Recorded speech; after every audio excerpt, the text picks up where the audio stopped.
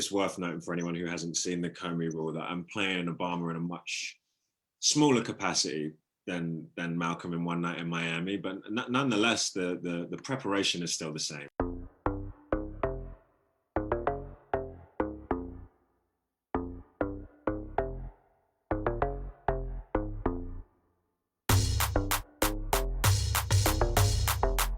Kingsley Ben-Adir was ready for the call.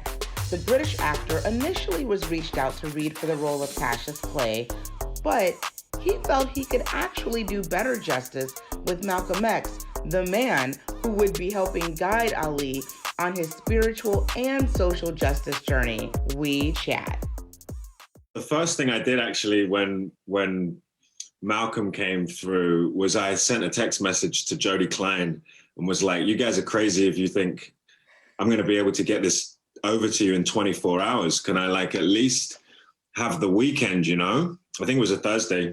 They wanted it on Friday. So Jody did some, made some calls and then he said, you've got till Monday. So I had a few days. Sometimes with auditions, you know, the truth is sometimes you don't get past the casting director, you know. If the casting director doesn't think that it's good enough, it won't go to the director. But with this one, I knew that Regina King was going to be watching it, you know, so I wanted to put some real love into it. I just wanted to think long and hard about, you know, I guess it's impossible to become Malcolm X in 3 days, but what I wanted to do was have a good crack at trying to elevate the material in a way that grabbed Regina's attention. So I was sort of, you know, digging as much as I could into the emotional interior world of Malcolm. And I guess that involved the feeling that he was being pushed out of the nation, and his relationship with Elijah Muhammad was really, it was crumbling, and he was going through a hard time, to say the least. So like the pressure and the stakes and the stress that he must have been under was really where I started trying to like mine and go like, how much of this can I try and like bleed into the audition for Regina to see? And then, yeah, I shot it on the Monday, and then me and Regina were talking that evening. Wow. So what was it about this story for you that made you want to transform into Malcolm X inside of 3 days to get it to Regina? Do you know what's funny? This is December when this happened. I actually read the script in August. My agent sent it through to put something on tape for Cassius Clay. And I read it a few times. And you have to understand, this is a script that like in the acting community, there was a real buzz around it. So it's one of those auditions that like everyone's talking about, everyone knows it's happening. So my agent sent it to me with like a real sense of enthusiasm and excitement. And I read it once, and like it was Malcolm that was really jumping off the page. It was the back and forth between Malcolm and Sam that I connected with, and I read it again, and I was just like, I don't think I'm right for Cash, you know. And I said, like, if anything happens and Malcolm becomes available, like, let me know. It'd be my honor to have a go at that. But if I want to be in this film, it's definitely to play Malcolm. And then cut to 4.5 months later, and you know, Malcolm became available. So I was like, great, I'm glad I asked. What was your awareness of Malcolm X? Because you grew up in the UK. I don't know if you guys studied his history. Was he a presence in your household? What was that like for you? Yeah, absolutely. I mean, the Black history teaching here at school is pretty shocking. So there was nothing I learned about anything to do with that history at the school that I went to. But, you know, Malcolm was definitely someone who my curiosity led me to, and he would have been definitely in my house, but it was really in my late teens and early 20s when I sort of had my intellectual curiosity sort of was growing, and it was, you know, Huey P. Newton and Malcolm and Martin and Nelson Mandela and all of the great leaders were people who I really found for myself and connected to them through, you know, their words and their books. And I have sort of memories of seeing the film from when I was younger. Like there was definitely like strong imagery of Denzel and Spike's work. It was long enough ago that I couldn't really remember it, you know? Yeah. Well, you are getting early citations for your work in this film as an ensemble, but also for you individually as an actor. If nothing else, it at least is increasing the visibility of the type of work that you do. What does this moment feel like for you right now, Kingsley? I knew when we wrapped this on the last day, I remember speaking to my agents and stuff, and I was like, it doesn't matter what happens to this film. I have had a life-changing process as an actor.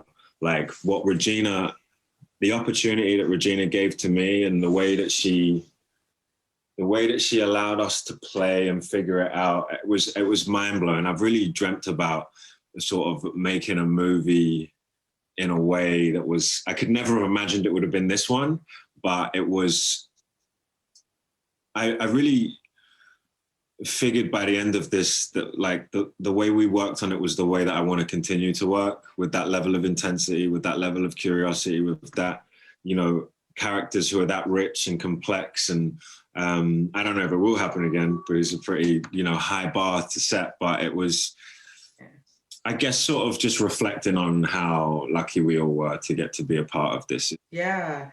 Now, what I find so interesting is at the same time that you were bringing Malcolm X to life, you also were bringing another American hero to life, Barack Obama, in the same time, in the same year. What was that like for you? I feel like as well, it's worth noting for anyone who hasn't seen the Comey Rule that I'm playing Obama in a much smaller capacity than Malcolm in One Night in Miami, but nonetheless, the preparation is still the same, and the investigating and the trying to get an understanding of the world and the dialect, all of that work is exactly the same. I was cast to play Obama, 6 or 7 weeks before Regina and I met, so I'd already done a lot of the groundwork, and I guess I'd begun losing a bit of the weight, and I've been working on the dialect and just sort of like gently watching him and sort of like slowly. It was a slow preparation because I knew I had time. So when Regina cast me just before Christmas, a lot of the work on Obama had been done. So I really just had to trust that it was my scheduling ability really that was most important, because you have to kind of compartmentalize, Monday for 3 hours, I'm going to do this, and then on Tuesday. And you just have to sort of stay very organized and calm, because there were definitely moments where I was like, God, I don't know how I'm going to be able to. And you just go, just breathe, you do it, just finish today. I think before I flew out to Toronto to film Obama for the first time, it felt a little difficult to leave Malcolm, because I felt like we were just getting into it, Yeah. But it was fine. And shooting Obama turned out to be one of the most valuable acting experiences that I've ever had. Just being around Jeff and his wisdom and his experience, and just like watching him work for those 4 days was deeply insightful. And so I'm glad it all worked out the way it worked. And it was a really intense 6 weeks nonstop, but I wouldn't change any of it. One of my favorite shows from 2020 is High Fidelity, May It Rest in Peace. It's obviously not coming back for a second season, but I'm sure you've seen the love fest and the outpouring of cries from fans of this series, because they really loved it and really felt invested in these characters. What did that do for you to see that outpouring of love about High Fidelity? I don't know how much of it I saw, but I got the sense, because David and Zoe and I have stayed, in touch and are good friends. And I remember there was definitely a feeling that it was going down really well, and that people were really invested in the relationships. And there was just an excitement, amongst us, that we'd created something that we were proud of. And filming was wonderful, but just that 9 months in New York, we all got on like a house on fire and just had such a blast filming it, that I think it was a little sad to hear that we weren't going to be able to do it again. But that's how it goes, shows get cancelled and one door closes, another one opens. I cherish that show a lot. It was such a good time. I'm really excited about the journey that you're on right now. So thank you so much for doing this today. I do appreciate that. Thanks a lot. No, it's been a pleasure. Nice talking to you.